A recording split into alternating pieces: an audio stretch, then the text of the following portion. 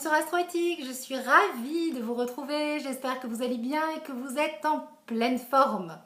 Alors, que se passe-t-il dans le ciel aujourd'hui? Quelles sont les influences qui nous accompagnent pour ce jeudi 22 mai 2014? Eh bien, on se quitte et on se retrouve avec les mêmes énergies planétaires qui sont mises à notre disposition. Je pense que pour la dernière vidéo, nous étions dans une conjonction, non, dans un trigone, et donc une rencontre, une fusion d'énergie entre la Lune et Neptune, qui nous disait de croire en nos rêves. Et je vous disais, voilà, il faut croire en vos rêves. Et je vous dis la preuve, et je vous donnais plein d'exemples. Et puis je suis partie en formation, je suis allée à Paris. Et tout au long de ces moments où je me disais, tiens, qu'est-ce qu'il faudrait dire encore par rapport à se croire en tes rêves? Tu as encore des choses à dire, Sandrine? Eh bien, me voici aujourd'hui, donc on est mercredi, au moment où je tourne ma vidéo, à regarder mes éphémérides et à regarder les aspects, et paf! Qu'est-ce qui se passe dans le ciel? Ben, la Lune rentre en Poisson et elle est conjointe à Neptune, donc on retrouve les mêmes aspects, les mêmes énergies planétaires qui se combinent. Donc c'est que je n'ai pas tout dit sur croire en ses rêves, j'ai encore des choses à vous dire. Qu'est-ce qui m'est venu? Croire en ses rêves, c'est avoir la foi. Hein. Alors d'abord, on va reprendre à croire en ses rêves. Pourquoi avec la Lune et Neptune? Parce que la Lune, c'est notre imaginaire et Neptune, c'est nos rêves. Et croire en ses rêves, c'est important parce que c'est ce qui nous permet d'avancer, de continuer et d'être dans un élan de vie. Et au moment où la Lune et Neptune sont en Poisson, c'est le dernier cycle du zodiaque, une boucle se boucle. Et on va pouvoir démarrer un nouveau cycle, être dans le fer avec le bélier lorsque la Lune va rentrer dans le bélier. Donc croire en ses rêves avec la Lune conjointe à Neptune en bélier, c'est les fabriquer à l'intérieur de nous, comme une gestation. Hein, avec le signe du Poisson, c'est avant l'enfantement. On est dans le ventre de la mère et il y a un projet de vie qui va prendre sens. Et les rêves vont devenir réalité à partir du bélier. Donc, tout le moment de la présence de la Lune en bélier, c'est un bon moment pour se connecter à nos rêves, à notre imaginaire, à tout ce qui est possible que l'on va pouvoir avoir envie de commencer à réaliser à partir du moment où la Lune va rentrer en bélier. Bon, on a Mars aussi qui est redevenu direct hein, au niveau des planètes. Bon, c'est pas mal ça. Vous avez dû le sentir lundi ou mardi. Mars, il est redevenu direct, planète d'action. On peut à nouveau être dans le fer. Hein, Mars rétrograde, il nous laissez faire, laisse venir. Et avec Mars direct, on peut réagir à nouveau et avancer et poser des petites pierres, des petits cailloux. Donc, croire en ses rêves, qu'est-ce que j'ai à vous dire de plus? Oser l'inconnu, hein. Croire en ses rêves, c'est oser l'inconnu, c'est oser dire, ben voilà, mon rêve c'est ça, voilà ce que je veux, mais finalement c'est pas une demande fermée avec des conditions, c'est une demande ouverte. Euh, Moi je veux ça, mais ça c'est ce que je veux de fond de mon cœur. Et maintenant je demande qu'on me guide, qu'on me donne toutes les clés pour y arriver, toutes les passerelles, tous les ponts, et ce qu'il y a de plus juste surtout. Et même si ce qu'il y a de plus juste va me détacher de ce que je souhaite vraiment, euh, c'est pas grave, je vais oser l'inconnu, parce que l'inconnu, si c'est ce qui est de plus juste, c'est forcément bien. Donc il ne faut pas avoir peur de l'inconnu. Et ça, c'est pas évident. C'est ce que je vous disais la dernière fois. Quand on a peur de l'inconnu, on n'ose pas et on va s'accrocher à un rêve qui n'est pas bon. Et ça va nous empêcher de réaliser ce qu'on doit vraiment réaliser.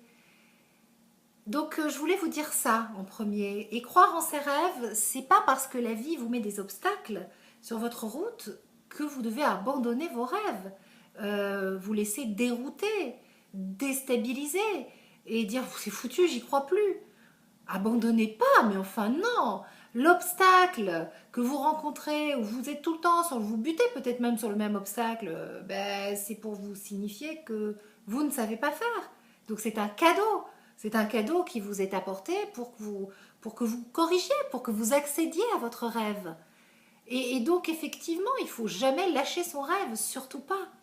Toujours croire en ses rêves et ne pas l'abandonner, mais pas croire de façon obstinée dans l'acharnement, sans se remettre en question, sinon ça ne marche pas. à partir du moment où on a un rêve, on dit voilà, moi mon rêve c'est ça. On peut en avoir plusieurs, c'est même bien d'en avoir plusieurs, mais bon voilà, on va partir sur un. Voilà.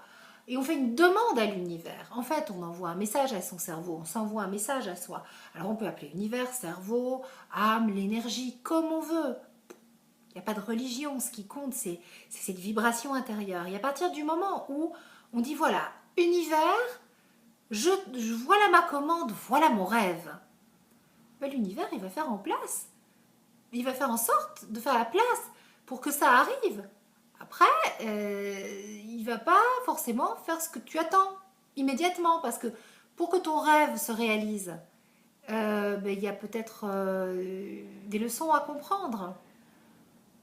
Vous m'avez fait rire hier avec mon petit message que j'ai mis en disant coucou, je suis revenue et puis je vous ai mis un petit post sur justement si tu te sens seul, si c'est difficile pour toi, n'hésite pas à me demander de l'aide, je suis là, je vais t'aider, signer l'univers. Et il y en a quelques-uns qui ont répondu dans la joie, dans la spontanéité, oh belle synchronicité et tout. Ceux-là, je les ai reconnus, je dis voilà, vous croyez en vos rêves et vous lâchez pas. Et il y en a même que je connais personnellement et qui en ont eu des obstacles et des désillusions, mais qui se sont accrochés à leurs rêves et ils continuent d'y croire et ils lâcheront jamais. Et ils sont dans le bon sens de la vie, ceux-là. Et puis il y en a qui disent, bah, j'ai beau demander à l'univers, il répond jamais. Voilà, genre il est pas sympa, pas cool et tout. Non, c'est pas comme ça que ça marche. C'est pas comme ça. Et vous le savez très bien en plus. Euh, si vous dites ça, c'est que vous n'êtes pas prêt à vous remettre en question. Euh, je prends l'exemple de la commande à l'univers qui est je veux rencontrer un amoureux. Ok. Alors l'univers, il va t'amener ce que tu as demandé et puis la relation ça marche pas. Et ouais, mais bon, parce qu'en fait, derrière rencontrer un amoureux, il y a en fait souvent une envie de partager l'amour, de vivre la grande histoire et tout. Enfin, en fait, ce qui est la vraie demande souvent, c'est partager l'amour au sein d'un couple. Avec un homme ou avec une femme, le partager, oui, mais si t'as pas appris à aimer, si t'as peur de l'amour, si tu t'en défends, inconsciemment, si ce qu'on t'a transmis, c'est que bah, l'homme c'est dangereux, ouh, le vilain, et donc bah, forcément, il y a ton cerveau émotionnel qui te dit mais tu es folle, ma pauvre fille, mais n'importe quoi. Attends, mais même pas en rêve on fait rentrer un mec dans la vie parce que là ça va être le début de n'importe quoi. Et la conscience qui dit oui, mais moi je veux. Ah bah il est pas cool l'univers, il répond pas à mes demandes. Bah si l'univers il répond à tes demandes et il t'envoie justement des situations qui sont peut-être source de souffrance et de douleur pour te faire évoluer, pour te faire comprendre que tu dois changer ton regard et que tu dois arrêter d'avoir peur, te défendre. Parce que c'est pas adapté d'avoir peur de l'amour ou de craindre de souffrir ou de penser que l'homme est dangereux, que tous des salauds, tous des connards et qu'on peut pas compter sur eux. Bon, j'ai un discours très fin, mais on peut le mettre à l'envers, qu'on peut pas avoir confiance aux femmes, qu'elles font que nous décevoir, qu'elles sont futiles, enfin voilà, je vous parle un peu de moi, mais après, avec ma vibration, avec les exemples que je connais, mais c'est vrai que voilà, adapté à vous. Il faut oser la vraie remise en question, sinon ça ne marche pas, et bien sinon on fait que se plaindre. L'univers, il répond toujours à nos demandes, mais maintenant il va y répondre d'une façon nous aider à nous améliorer. C'est ça être dans le bon sens de la vie. Donc on arrête de se plaindre et on remercie tous les cadeaux, même les obstacles. Moi je dis toujours dans mes consultations, quand je vois par exemple que Vénus et la Lune sont touchées, pourquoi Vénus et la Lune? Parce que ce sont les planètes affectives et émotionnelles du thème qui nous renvoient à notre rapport à la mer et à notre façon d'aimer. Et je vois que le stade oral 0-3 ans et puis que l'apprentissage de l'amour il n'a pas pu se faire dans les bonnes conditions. Que donc dans la façon d'aimer, il y a beaucoup ou de peur, ou des stress, ou une avidité compensatrice, enfin tout ça. Et que ça a été réactivé par un transit de Saturne en général, qui vient nous mettre face à ce qu'on ne sait pas faire pour nous faire comprendre la leçon de l'existence et grandir et avancer et évoluer. Ou à Uranus, qui est l'éveilleur, qui vient te dire ah, alors, t'as compris, tu vois maintenant, t'as ouvert les yeux. À ce moment-là, c'est un cadeau. Ça fait mal, mais si on a mal, si c'est douloureux, une déception sentimentale, c'est pour nous faire prendre conscience de là où on ne sait pas faire. Et la douleur, des fois, elle est tellement forte qu'on peut finalement la contacter, ça doit atteindre nos nerfs et dire mais punaise, mais j'ai pas fait tout ce travail sur moi, j'ai pas évolué comme ça pour souffrir comme ça, c'est pas normal que je souffre encore comme ça. Si je souffre encore comme ça, c'est qu'il y a encore un truc que j'ai pas compris. Bon, allez, ok, humilité, je vais apprendre. Je sais pas faire, mais je vais apprendre parce que non, j'ai pas à souffrir comme ça. Ok, une déception sentimentale, un chagrin, c'est douloureux, mais je dois pas être dans un état pareil. Si je suis dans un état pareil, c'est que quelque part, je confonds encore l'amour avec quelque chose de l'ordre du vital, c'est que je vais mourir. Et là, c'est pas adapté, c'est que je sais pas faire. Et donc, ben, si je mets du vital dans l'amour, comment? Mais comment pourrais-je le partager, puisque je vais demander à l'autre de me remplir, puisque je vais demander à l'autre d'être ma source de vie. Donc ça prend des chemins, c'est long, et puis on avance à son rythme. Donc vous voyez l'univers, comment il fait pour répondre à nos questions, à nos demandes. Voyez ce que ça veut dire de croire en ses rêves. C'est aller vraiment dans la remise en question et accepter les choses avec une sagesse, avec une gratitude immense. Et puis c'est tellement plus facile quand on prend toutes les choses difficiles comme des cadeaux. Alors attention, hein, ce ne sont pas les événements qui ont un impact sur nous, c'est la façon qu'on a de les accueillir. Hein. Et, euh, et avoir de la gratitude, euh, c'est aussi envers l'événement qui arrive. Et donc finalement, nous, on va avoir une gestion de cet événement. Mais par exemple, on n'est pas obligé d'avoir une gratitude envers une personne qui est foncièrement négative ou mauvaise envers nous. Hein. C'est pas ce que je suis en train de dire. Hein. Quelqu'un qui est dans une vraie perversité, on n'est pas obligé d'avoir de la gratitude. On peut avoir une gratitude envers la situation dans laquelle on a été pour pouvoir dire, voilà, décoder ce qu'il y a à comprendre. Mais maintenant, il faut rester au contact de son instinct de survie et du bon et du mauvais. Une personne qui a été franchement mauvaise ou perverse, il n'y a pas de gratitude. Hein, quand il y a un crime, une faute, il n'y a pas de gratitude. Ok? Là, on condamne, on est au contact de... Tu sais, le bon sens aussi, ça. Ça, c'est important, je voulais vous le dire. Et puis sinon, je voulais vous donner un dernier message qui est qui s'adresse aux mamans, parce qu'avec la Lune et Neptune, on contacte notre mère intérieure, et il va falloir qu'on apprenne à être nos mamans intérieures. Hein. C'est par la maman qu'on apprend l'amour, et si cette étape, elle n'a pas pu se faire comme il fallait, qu'on ne peut pas être autonome en amour, eh ben, on va devenir nos propres mamans, et on va se donner beaucoup d'amour à soi, dans la douceur et la sérénité, et c'est un premier pas vers l'apprentissage de l'amour, pour s'aimer tel que l'on est, parce que c'est quelque chose de très important.